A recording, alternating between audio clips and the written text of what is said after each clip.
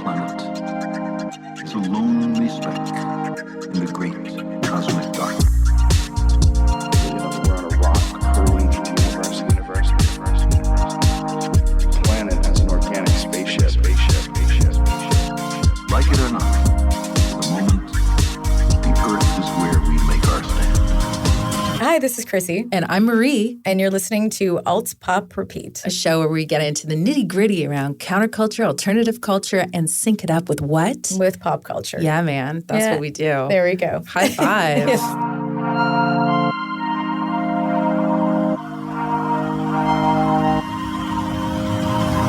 Welcome back, friends. Where did we go, Chrissy? What? We just Welcome back. From what? What? I'm What? saying, what? Hey. What? I'm Just saying take- welcome back. I know, but I'm telling them welcome back. Not you. I'm telling them. Like, where did I go, Chrissy? I've been sitting here the entire time. It's like such a dad joke. Such a dad joke. Such a dad I joke. can't help it. This is such a weird day. It is. Yeah. But, like, I don't know what's happening. It definitely is not. Is it Mercury Retrograde? That's right. Is it Mercury Retrograde? I'm looking it up. There's a website. Is it Mercury? What is the moon in right now? Let's know that. So we should segue, since we're talking about this. Our episode today is about astrology. It is. Yeah. And also, for the record, the website is mercuryinretrograde.com. Says no. It's not. No. Okay. Something else must be bumming you out. Interesting. Well, I would say we're not bummed out. It's just a very interesting day. Yeah. Right. So, I mean, we're talking about astrology today. Yeah. And our guest that we have on the show is Dr. Jennifer Freed, PhD, Author of best-selling book, Use Your Planets Wisely. She's penned 10 different books, and she also has been been interviewed by the New York Times, the Wall Street Journal, US Today, and Vogue. In other words, she's what? A big deal. Right. Honestly. She is a big deal. Yeah. And she's part of Goop. She's the in-house astrologer at Goop, which is amazing. Honestly. I really like Goop personally. I like it. I think it's fun. People think it's controversial at times, but I'm all in for the Goopness. I like getting I goopy. don't even think I really visited the website ever, to be honest. It's fun. I just like the stories that come out that they have when they talk about, the controversial stuff is about, having a candle that smelled like Gwyneth Paltrow's vagina, which is, I don't think that's true. But that's the fun controversy, though. But I also think Goop does that for a reason because they want to get people talking, which I think is really, really smart. It was a really great conversation. Jennifer Freed was really knowledgeable because she's a psychological astrologer. She is. So she was able to talk about astrology from a different perspective that wasn't so much as new age as it was how it has benefited her in her practice and how she's been able to use it to help people. She's also the author of a book called Use Your Planets Wisely, which is a bestseller, and I am pretty pumped to read it. I have gotten it on my Kindle. Nice. Yeah, I'm pretty pumped to see this. But she's a really interesting character, and I appreciate her taking the time to chat with us because astrology is a really big topic and kind of controversial. It's extremely controversial. It also has amazing history roots, too. That's the other thing. A lot of people... Did you know where astrology really started? Well, I didn't until I started to deep dive down this. I like astrology, but I didn't really know the full roots of it until I knew that we were going to do the show. So then I deep dived. I found this clip about Dr. Jennifer Freed from the Goop podcast. So let's roll into it. And in the end, we'll sync it up and how astrology is connected to pop culture.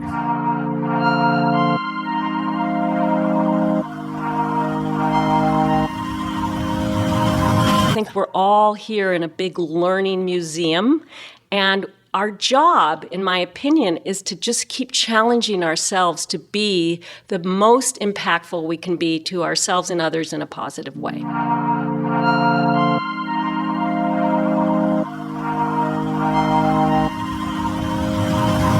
My journey began really when I was quite young. I was raised by two incredibly scholarly New York Jews, totally cynical, completely not interested in anything alternative. But I was just fascinated with astrology from a young age. And when I was 18, a friend of mine gave me as a present a reading with this remarkable woman, an astrology reading. And I was already interested in psychology. And I had this reading and it blew my mind because I felt so completely understood in a way no one ever had, or even my own self-awareness. And that began my journey in earnest.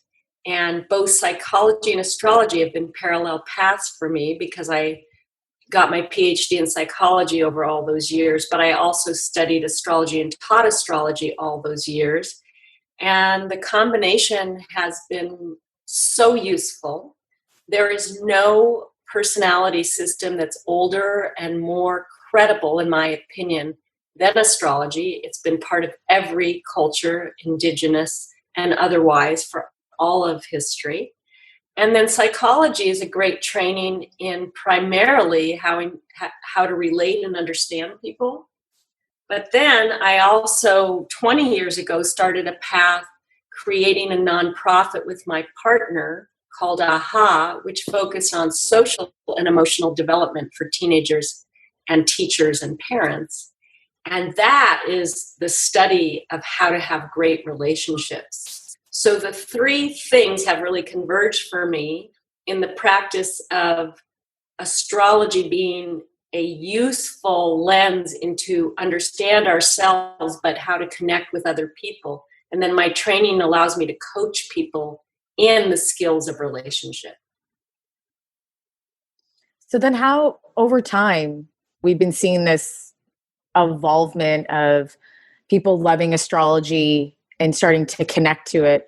Why do you think people look to the stars for meaning? Now probably more than ever. I think desperation creates incredible longing for meaning.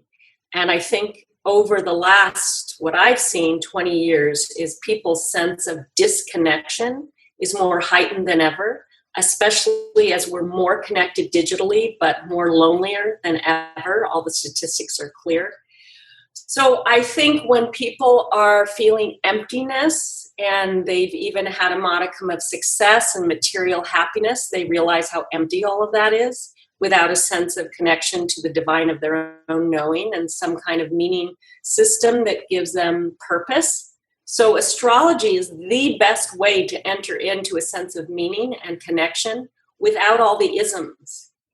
It's the only symbol system I know that's not racist, sexist, homophobic.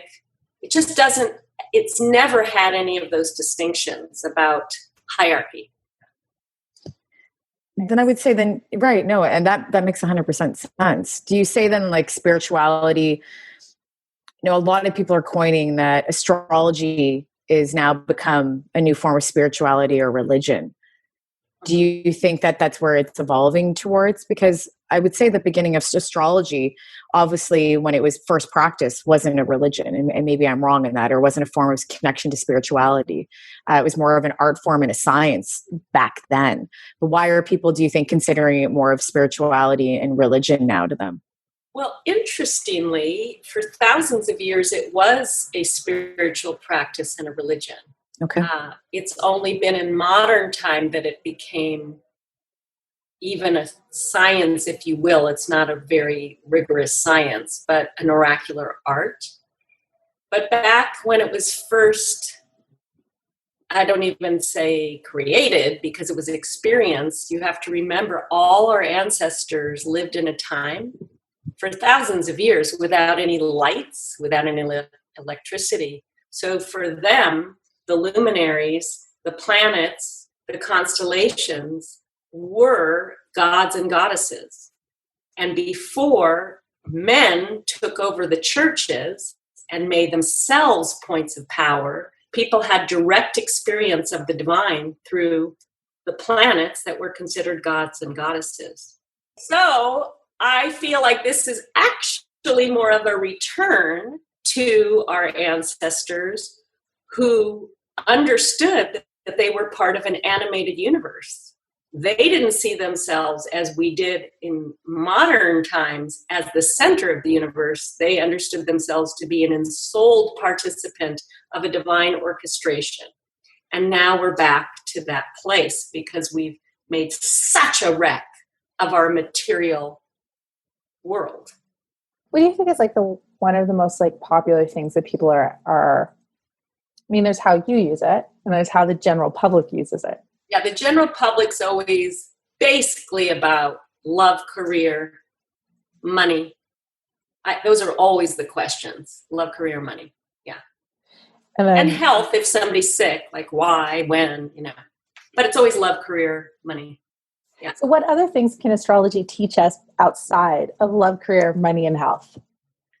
Well, what I do in my consultations is really aim to help people discover their own connection to the divine instead of even through astrology. Mm-hmm. All of us have deep, soulful guides within us that if we're quiet enough or practice enough, we have great intuitive guidance. So yes, astrology is a portal, but ideally it's a way to get reconnected with your own authority of knowing and the choices that you can make so that you fulfill on your life's promise. So I think of fate and free will. Right. Free will is going towards or against your fate. And I think of fate in the most positive sense of everybody has these incredible potentials of creativity and contribution. And we are our own worst enemies. So I try to point people into undoing their patterns of obstruction and self-sabotage. Amazing. So when you look at astrology, we have scientists who say discredit it and say that we shouldn't even look at it. We shouldn't be reading our sun signs and going to the newspapers and stuff like that. During the 80s, I believe they had a huge time where they were saying that this is not a science and people shouldn't be following it because they were driven towards it. Yeah, but that's funny because in the 80s, like wasn't Reagan and everybody was astrologers. Right, everybody was. It was so popular. I don't really see it as a science. I'm quite a romantic idealist and I study this stuff and it's incredibly hard to do charts accurately. You have to know math. You have to know a lot of hard things to study. But the truth is, I think of it more as a romance art, like poetry or love. You're interpreting symbols, and the symbolic nature of reality is not something that lends itself well to measure. So what I would say is, to every cynic, and believe me, I've worked with thousands of people, to every cynic, I would say, just have a good reading, then decide. It's kind of like to everybody that's never been in love and thinks love is stupid, just fall in love and then you'll see. Right. Right? Right. No, it's 100%. Yeah. Yeah. So I never defend astrology. Never. It's like, you don't need to be interested in this, Mr. or Mrs. Cynic. Just try it. I had one professor that told me, when I said some things about his astrology chart, he goes, I hate astrology because it's too true and I don't know why. That's correct. And I think it threatens people to not understand why this stuff is so accurate and powerful. And I personally don't know why. I'll be the first to tell you, this is my profession and I have no understanding of how it really is this profoundly accurate. And I talk to people all over the world on a weekly basis, and to a person, they're blown away. So I don't get that. I don't know why. I've studied it. I do the art form. It's like learning Persian. I've had to study for years and years, and I never stop studying. But it doesn't mean it's the truth. Yeah. It's interesting and it's true. Like, why does it work? Why do the positions of the planets and the stars on the date and the time that we're born can have such a profound impact on our personalities, or our personality is somehow a reflection of what all those, like, how I think it's like the idea, as above, so below. There's these cosmic cycles. We're part of them. But honestly, I had a friend named Lionel Corbett say that every theory is a defense against the unknown. And I believe that it's patriarchy consistently that wants to deny the validity of astrology because it can't be proven, it can't be appropriated, can't be owned. It's for the people of the people and of the heavens. It's a free art in a sense of you can learn it, I can learn it. No one owns it. Do you think that the art form part of it is when you're doing a reading with somebody and looking at their chart and then doing the interpretation? So is that really the crucial part, I would say? Then not just reading the chart is important, but it's how each person interprets and how the astrologer interprets to somebody else. What is that there? What is that? Is that the intuition? What would you call that part of the interpretation? Is it channeling? That's a great question, Chrissy. And I do train people in this. So I think I now see a lot of, who becomes great at this. Two things, no shortcuts. People have to study the body of knowledge. And a lot of people out there are total quacks and they have no idea what they're talking about because they haven't studied it. They're basing it all on intuition and pretending that they know astrology. Astrology as a body of knowledge is like going to get your PhD. It's extraordinarily rigorous and time-consuming to study it. So that's number one. Then when you have the knowledge, then you have to get your ego out of the way. And I think that's another huge deficit of most astrologers. They want to center the locus of control and power on them. Like, I know you, you don't. That's a horrible way to disempower people. So the second thing is know the body of knowledge and then be at the service of that person's own awakening, not in their dependency on you. Does this make sense? That does make sense. The symbols and the interpretation are about thinking it through their point of view, not your point of view. As somebody who is on the outside, not an astrologer, if I was looking to go get a reading, how would I know, or is there anything that I can look for to make sure that the person that I'm seeing might be the one that is a bit more skilled than another? Yes. Do not look at the testimonials because we all know you can get anybody to write your testimonials. Do look at their background. Where did they study? Who are their mentors? What's their actual credential in this? And so just do some due diligence and even email them and say, who did you study with? How long have you been studying? What's your particular idea about working with clients? Like, what do you think is the most important value you offer? Just get more curious. Like, you'd never go to a doctor that just somebody told you, hey, I heard this doctor was really good and you should check it out. Think of it like that. This is the doctor of your soul. Is there different schools of thought when it comes down to astrology from Eastern astrology, so South Asian approach to it? Completely. So again, there's two different brands of astrology that have come from two worldviews. One is called Vedic, from India and Asia, and one is Western astrology. Vedic astrology, so again, be very cautious about this, is born out of a culture that is a caste system. There's not really any choice or will. It's all very fate restricted basis. In Vedic, you're chosen as an astrologer before you're born based on your birth time. And you're raised from the moment you were born as an astrologer. And that's a very high and noble position. And it's really seen as a karma. So do not, in general, go to Americans who call themselves Vedic astrologers. Do not do that. Go to Indians. Go to India. Find out. Then Western astrologers, that's my brand.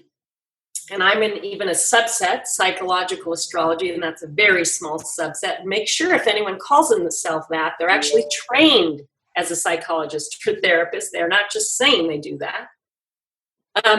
But Western astrology emanates from a worldview of choice and freedom.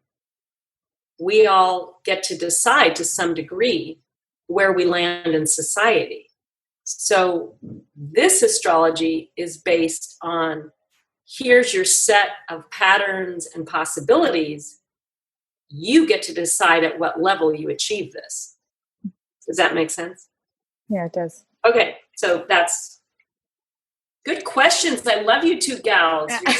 We're trying to learn, and obviously we love talking about obviously the pop culture connections to everything. Mhm. But I mean, it's a treat to be able to sit down with somebody who's such a devoted expert on the field and also has that, psychological background as well as the astrological background. So it kind of makes this really interesting. And I love pop culture, so I also love that you're combining both. And of course, I can't name them, but I have a lot of astrology clients. I'm not the type that's going to kiss and tell. No, you shouldn't. That's okay. Celebrity clients. But I think, again, it's become so much more important to people that are in a big public view to have some sense of divine timing and how to upgrade and upscale their particular talents and strengths. What do you say about the tests that have been done? There's so many scientific tests that have been done. Like Carl Jung wrote a whole book around astrology and proving that, and it blew his mind. What do you say to, we're not really doing those tests anymore that I know of, and maybe I'm wrong. Is there a reason why we're not doing them? And is there a reason why we're not talking about Carl Jung's tests and how his evidence around astrology is pretty strong? Well, he didn't really do tests or evidence like that. He worked a lot with his clients and did their charts, and his daughter did too. And there are people that are doing rigorous studies of astrology, and you should Google that. Again, that's not my particular interest. I love that people are doing it. But I think what you are pointing to is we have a lot of evidence that the greatest minds in history worked with astrology, including Carl Jung. He really looked at his patients' charts to understand them. He used astrology to talk about synchronicity. Mm-hmm. So did many great minds and people that have had great influence on our culture. Yeah, and I think that there should be more of those conversations, that we have some wonderful thinkers from all over different history periods that used astrology and considered it a science in their form or an art, and something that they would look at when they were doing tests or looking at humanity and having conversations. I think we need to bring those things back to the forefront and talk about them a little bit more rather than bury them, because it's a really strong case for astrology overall. Yeah, I think when you find people that have incredible imagination and they also are the pioneers or visionaries of society, you'll often find a correlation with people that study the cosmos. That's just true. And I think that anyone that's tethered in the understanding that they are a spiritual human in a flesh carnal body usually is doing more for the collective than people that are only focused on their material reality. So that makes sense. Would you say really who helps get astrology on everybody's radars? Is there any major figures? Because I know amongst occultists, like Aleister Crowley had, right? He has, I will also say I'm not a huge fan of Aleister.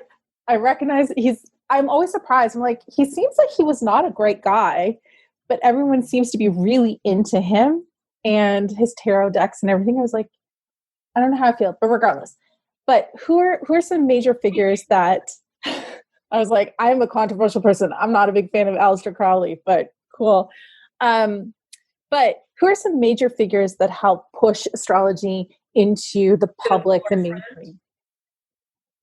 Well, again, I come from a very rarefied field, but I can tell you the people that have been my heroes and heroines come from the British School of Astrology: Liz Green, Howard Susportas, Carolyn Casey is another person from the USA that's profound and has had a big influence. It's basically people that have published and made some real inroads in making astrology more accessible to the layperson. I think Stephen Forrest is another one. And as I said, Rick Tarnas and that whole school. And I believe that your generation, because you're younger, got really hip to astrology through the internet.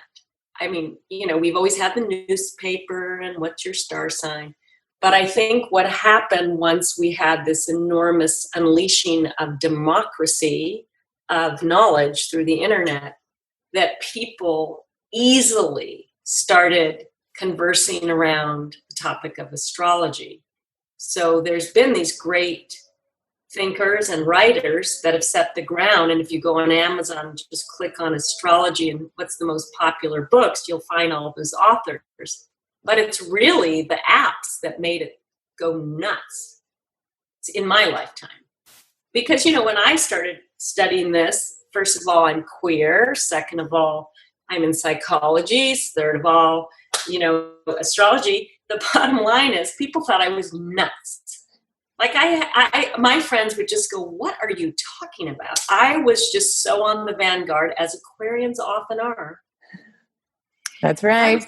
Amen to that. I was so ahead of my time. People just were, "What?"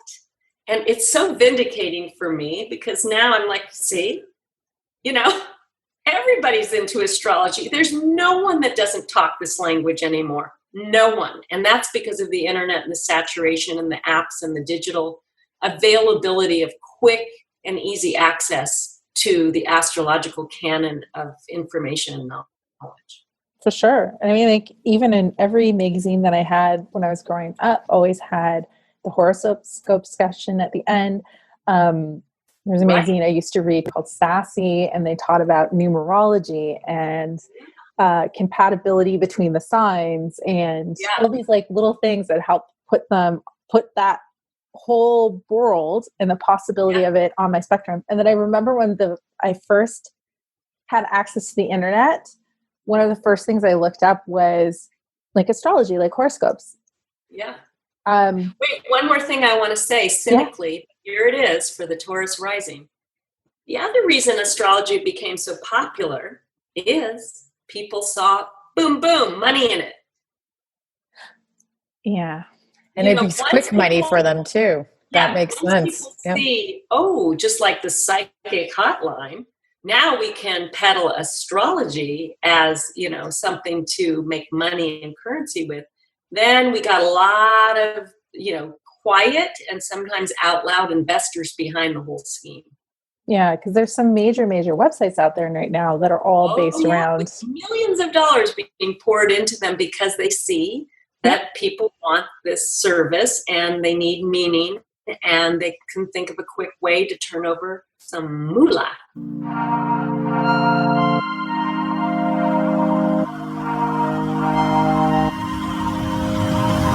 First, we have to talk about, so people understand the different types of astrology and also what is astrology. So astrology is based on 12 zodiac signs. Right. Can you name them? Off by heart? I think I can do it. Okay, well, I will, you can finish. Okay. Aquarius, because that's when I am.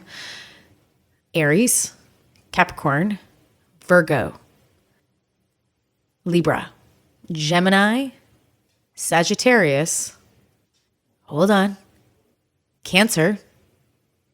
What are the ones I'm missing, Marie? Pisces. Yes, that's the age of Jesus. Right. Did you say Aries? I did say Aries, yeah. Did you say Gemini? I did say Gemini. Taurus. Yep. 2 more. Scorpio, Sagittarius. We didn't say Scorpio. Oh, we didn't say Scorpio? We didn't say Scorpio. So then that's what's the last 11. one? July. I just don't think we're July. Wait, It's no, not no, a sign. What's July? Who people are born in All right, July? so we have Leo. Oh, I forgot Leo. We forgot it. Sorry, Leo. Handsome Leo. We love you, I didn't Leo. get to April because I was trying to go month by month. I didn't get to August. We've talked about the 12 signs. Then we should talk a little bit about what is a birth chart. So we also call it a natal chart. And then what is a sun sign? What is a moon sign? What is a rising sign? And then we can talk about what Mercury Retrograde is and what is a full moon. Because those are terminologies that people use in astrology that aren't really ever talked about or really ever explained. I know I didn't even know what the heck it meant until I went and got my natal chart done. And then I went, oh, I have a moon sign and a rising sign? I just thought I had a sun sign or just a sign in general. I didn't realize there was so much other stuff around it. There's so much stuff, and that's really just scratching the surface, obviously, right? So a sun sign is the position of your sun at birth, and it's supposed to be your identity. That's what they say. So I connect to that. I connect to being an Aquarius, and I look at, I'd say that's pretty close to what I would relate to what my identity would be. 100%. So like the futuristic and the sci-fi stuff and things like that. Those are very, very traits that are connected to an Aquarius thinker or Aquarius person. So yeah, I would say my identity is pretty close to my sun sign. I mean, there's certain qualities and there's some that apply and then there's a lot that doesn't. So I never really felt deeply and profoundly connected with my sun sign because there's so many things about it that I just didn't agree with. Whereas like, oh, you're neat and tidy. I'm like, well, unfortunately, that piece of who I am kind of got, or that I'm very like exacting. I am a perfectionist in some degrees, but in a lot of ways I'm not. I'm a very chill person where like, let's let things go. I've met Virgos that are like A-type Virgos, for sure. They're like true to their sun sign through and through. Right. But I'm definitely a good combination of my inner and outer. So for me, I look at sun being the outer part of me. That's what the other people will see. So I'm sure there's a lot of people who would describe me and they would say that I always look good. Like I'm always there's a polish about it. I'm very like feminine and I have like it's, I don't know, divine feminine is Virgo. She's like she is the female in the chart. She is the classic trope of womanhood. And then I also have my moon side, which is my inner self. Well, let's explain what a moon sign is, though, to them first, because people won't know what a moon sign is. So a moon sign is the position of the moon at your birth, and it's supposed to reflect your emotions, your fears, your longingness, and your obsessions. Yeah. Well, it's inner self, outer self. Yeah. That's like I always think of it. Inner self is just kind of like who I am. But I find like if the person is going to try and derail the conversation with something random, I'll be that girl. That's my Gemini. That's the Gemini coming out. But isn't a Gemini supposed to be two sides? I am two sides, though. I have two sides. Yeah, but you're not like Jekyll and Hyde. Like I wouldn't say that, but that's the way that people would describe Geminis. That's very much that side. It's like a Jekyll and Hyde. They always show the two-sided face of a Gemini. Wow. Well, I wouldn't call you Jekyll and My Hyde. Virgo side keeps the bodies in the basement very tightly under wraps. Apparently. Jeez. So, and then we have a rising sign. So your rising sign is the sign, the sun where it was rising and setting at the time of your birth. And then it's supposed to describe your social personality. See, I don't think I connect to this. So my moon sign is a Sagittarius. I don't know anything about Sagittarius, to be honest. I know that they're freedom people and they're freedom fighters, and I connect to that 100%. I don't really know. Pardon? you're the archer. There you go. But I don't know enough about Sagittarius. I know enough about Aquarians because that's my sun sign and I follow it more. But when I looked at the Sagittarius side, I went, oh, but they're freedom people. And that's very much who I am, an emotional based and stuff like that. So that makes sense. But when I look at my rising sign, I'm a Taurus. And I get that, but I don't think that's who I am socially. I'm not a social bull. Think of it more as like spontaneity. Like, what is your spontaneous reaction? Well, maybe to that's right. And maybe that's my fault because I don't know enough about Taurus either. I only really understand anything about Aquarians. That's it. It is my favorite sign too. And a lot of my friends are Aquarians. Taurus is a classic stubborn. Tauruses are great. I love Tauruses. Heartfelt, That's nice. very loyal. Huh. They're headstrong, Oh, yeah. stubborn. I know that I can be stubborn and headstrong too. 100%. If there is something that really puts you in a corner and it's like, hey, like this is happening, I don't know, it's coming at you fast and you have to react really quickly, you have to make a choice really quickly. Are you going to be stubborn about what your position is, or in that moment, are you going to be flexible and look it up your options? I would say that you're going to go, this is what I know, this is what I'm going to do, this is how it's going to be. So Yeah, I'm actually, when I make a decision, I stick with it. I'm very much, so I can see a Taurus being that way, but when I make a decision, I don't really second guess myself. I just kind of go with what I know and what I think. And some people might think that's bad, but I really go with gut intuition, and also what I obviously know is education that I have around me as well too. But I don't. Yeah, I guess, yeah, but I don't say personally in my social life, I'm way more of an Aquarian socially than I would be a Taurus. And I mean, like, there's so many, obviously, whenever you're looking at a natal chart, there's so many other pieces. You're taking a look at all of the planets and their exact position and the exact moment that you were born. Right. And your location in the world, the time and the day and the year, obviously, all play into this. And on top of it all, it's not just those. Like, you have all the planets, and then you have all the different stars and things that pass through. So there's all sorts of like little other pieces in, like I mentioned Chiron, the wounded healer. And I think it's the wounded healer. He's the wounded something. And Well, explain that, because what is I'm the... going to have to look that one up, because like what it represents is he pops through in charts on occasion. It's not like not always there. That comes in and comes out. And the wounded healer. I got it right. And affects all aspects of wellness. So it's your physical health, your mental health, your emotions, spirituality. So Chiron was first discovered in 1977, orbiting the sun between Saturn and Uranus. So it was originally classified as an asteroid. So when Chiron enters into the chart, like enters into our lives in astrology, then we take a look at either its effects on our healing, mental and spiritual and physical, Right. or not. But he's the wounded healer. So sometimes it's like he's going through, and because of the positioning of the planets at the time, you're just like, I'm going to be going through some emotional turmoil right now, and I'm not going to be able to get through it because maybe Mercury is also in retrograde. Right. So you're looking at the combination of things that are there. But I mean, it takes, because of all these like nuanced elements, it takes someone so long to become an astrologer, like so long.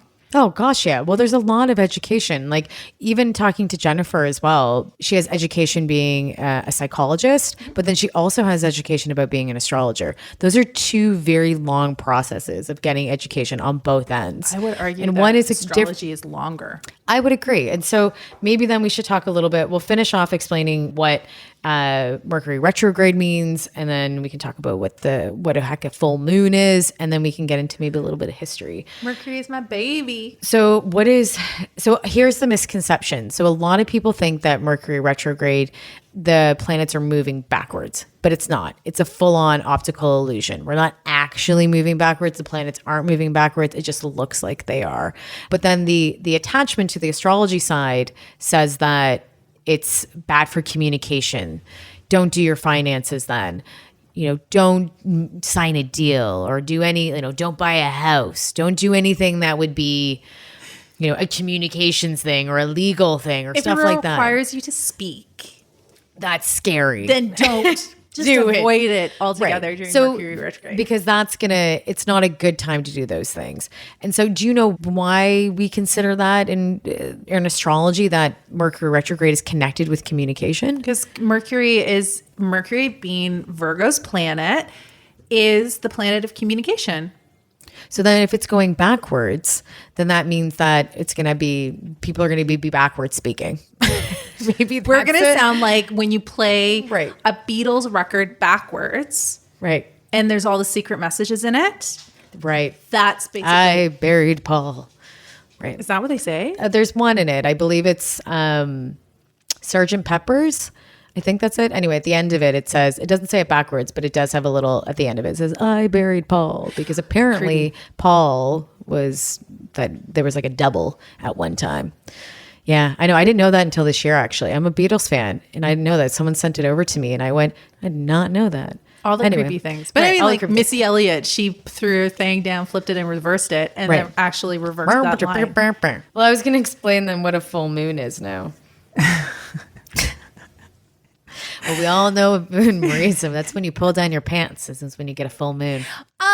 Chrissy, take this seriously, please. A full moon is a part of the lunar cycle. There's 28 days in a lunar cycle. It begins with a new moon, so that's symbolic of birth and renewal and opportunities. And the full moon is the end of the lunar cycle, which signifies the end, things coming to closure, a good time to like purge and do ceremonies around like getting the bad vibes off your shoulders. So in history, right. And so in history, they would say that a full moon comes once a month, generally. Yeah. But then they would say that it was connected to things that were bad, like vampires, I believe, and werewolves. But it is true, though. They have documented it and said werewolves are true? Well, no, let me finish. They have documented and said that when there is a full moon, that apparently people go a little... Yeah, Pierrot Lunare, if you go back to Harlequin, Commedia dell'arte. Nice. In Italy, obviously going Renaissance period. Yep. And so one of the characters is Pierrot Lunare. Pierrot Lunare, everybody knows this character, even if you don't. White face, little black teardrops underneath his eyes, white clown costume, white and black clown costume. I didn't realize that I actually went as Pierrot Lunare one year for Halloween because my mother is very cultured. Well done, Mom. Yeah, I had no idea. I thought it was a great reference. I was a clown, but it was when I was older. I was like, oh, I went as a comedian. Anyway, doesn't matter. Irrelevant. But Pierrot Lunare also was a song cycle that was written because it talked about the lunacy based on moon, right? Yeah. I often think that so Pierrot Lunare obviously is kind of this crazy little character in the Commedia dell'arte, and it's because he's like touched by the moon. But I feel like moon and the moon cycles often get a bad rep because moon is often related to female historically. So if we're going back to the roots of astrology, again, my personal opinion about it, because I have an opinion about everything. But if we're going back to the roots of astrology and we're going back to ancient Mesopotamia. Yeah, Mesopotamia and Babylonian. Right? Yeah. And how it was used scientifically back there in order to that was their calendar. They were the first ones to create the constellations. Dude, they were the first one. They were the astrology is life. Well, they're the first people to create calendars. Right. Yeah. Yeah. So smart. Yeah. And let's remind people, though, that Mesopotamia was before Egypt. It was 2,000 years before Egypt. And I believe from now, this time, it's 5,000 years from now, from our current date, which is unbelievable. It's unbelievable. But I mean, they're also credited for inventing all sorts of magical, wonderful things. They had time. They had a unit of time measure that was based on politics. Politics. The wheel. Thank you. Yeah. Very helpful invention. Yes. The cart, et cetera, et cetera, et cetera. So they also created astrology and they used it as their calendar. So great, going back in time. But then since then, we've had astrology. And as time has gone on, it had evolved and turned into a way to assess people's personality. I'm not exactly sure when that happened. Do you know? That when they decided when the shift went from being calendar to being a chart for pseudoscience for personality. Well, during the scientific method or revolution time, we would say, and that was like the 17th century. Apparently, that's when that switch happens. We used to follow astrology and everything else until the 17th century when we learned how to calculate that we had veins and things like that, and the blood pumped through them and tons of things like that. So once we got to that point where we went, let's look at science, and the Earth is not the planets aren't revolving around the Earth, because back then when they created the constellations and everything else, they thought the Earth was the center of the world, but obviously it's not. So then when they realized, when Galileo then said, hey, that's not the case. Galileo. yourself, you gotta make it. Right. Okay, go on. And then Queen created a song. And so Galileo then decided to say, hey, that's not the truth. And then when they decided that then we're the ones that we rotate around the sun and that the earth isn't the most center of the universe, then that's when we decided to say, hey, let's look at this differently. And then astrology was pushed to the side. I mean, so that was the 17th century when that truthfully, we kind of don't know how big the universe is. We could potentially be the center of it. I mean, we don't know how big it is. Well, so here's the thing though, when they say with constellations, that they don't even really exist anymore, because before when they would chart them, it was very circular, that they would, obviously the planets were revolving around the earth that they thought. So when they looked at the constellations, it was all very circular charted. And then after they realized, now that we look in current time, the constellation was obviously made by man and named by man, but it doesn't really exist anymore because it's so vast now. And there's also now that we say that the constellations aren't even in the correct place anymore as well too. So that's the scientific side of it now. It doesn't mean that astrology doesn't give you any meaning in your life or anything like that. The planets move around the sun, right? Correct. We're free floating, and the only thing that keeps Earth on its orbit is the gravitational pull with the sun, right? Right. So if we're free floating, why wouldn't, like, the continents had continental drift and shifted ever so slightly? Well, they're not in the over the same years. place, but they're saying, and then there's also like a 13th zodiac sign too now that they've decided to put in. Why not? I don't know. This is the evolution though that astrology has gone through. So when we look at the time that when they started doing it in Babylonian and Mesopotamian time, very different now. Fast forward, 5,000 years later, people are still using it on their day to day. Like, people still check their horoscopes. Astrology is bigger than it's ever been. I'm trying to remember what was my point on because we were talking, because I wanted to know, like, when did we make the shift to it being a personality thing as opposed to it being a calendar thing? Well, that was the 80s when they decided to shift, because that's when everybody would look at their sun signs. It was really popularized in the 80s. That astrology has been part of everything that we do, from all the way from Mesopotamia now to current day. And I was saying before, I think that as now it's stronger than ever, and that's our first sync would be the internet. Without having the internet, astrology wouldn't be so big that it is with millennials than it's ever been, because people now have a little bit more, they have ways to inform themselves. They can talk to different people. They can have more education around astrology. The more people are becoming astrologers, doesn't mean they're going to be good at it or not. But the internet's there. And maybe because we're living in a society that is so uncertain, that astrology is something that they go to, or it's because it has meaning for them and it makes them feel it's meaningful to them. Yeah, I agree with that. And it's also it's a soft. It's like Jennifer said, it was a romantic art.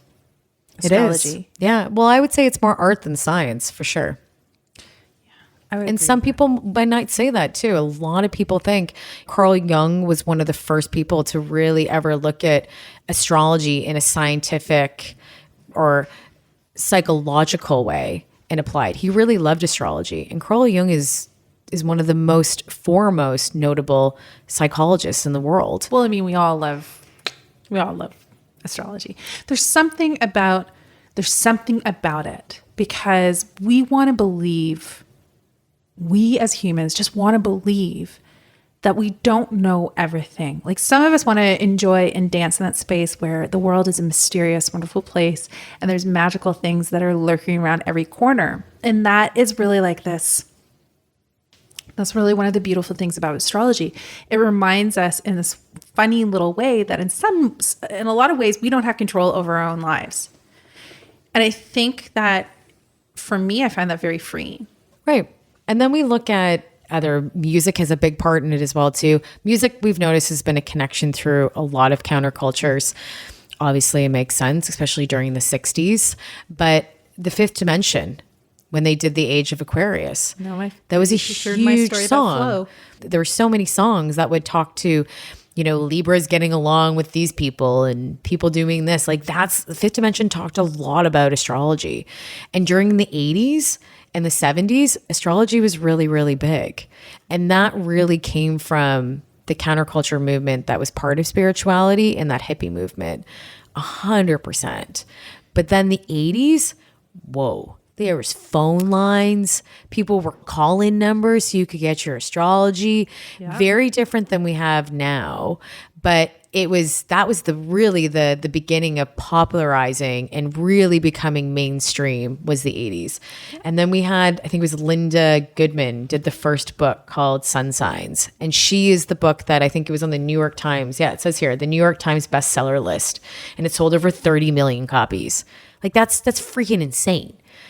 A book about astrology. So, and that's the foremost guide. Out? It came out in 80s. It might have been, I think it was 80s from when I read here. It was 1960s. Linda Goodman popularized astrology and wrote a book called Sun Signs. Because if you have the hippies, we're really connecting with Eastern philosophies. So we learned also in the conversation with Jennifer is that in India, astrology is a major part of your day-to-day lives, and so if you're going there, they still talk about it on the news. Oh yeah, in some channels, yeah. Oh, for sure. Yeah. I remember there was a channel in Canada called Vision Television, and I remember when I was younger, part of the day would play like Bollywood films, and they would have the astrologer go on and go through and tell you your horoscope for every chart. And it was like a gentleman sitting in front of a green screen with the horoscope symbols behind him rotating around in a circle.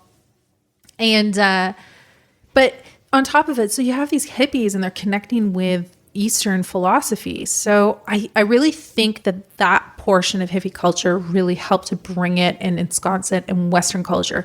They were cultural, they were seeking freedom. They were seeking understanding. They were seeking for spiritual connection as they're adopting like meditation and Eastern practices as a part of their daily lives, increasing in cruelty-free diets like veganism, vegetarianism, meditation, and obviously astrology was a huge part of that culture.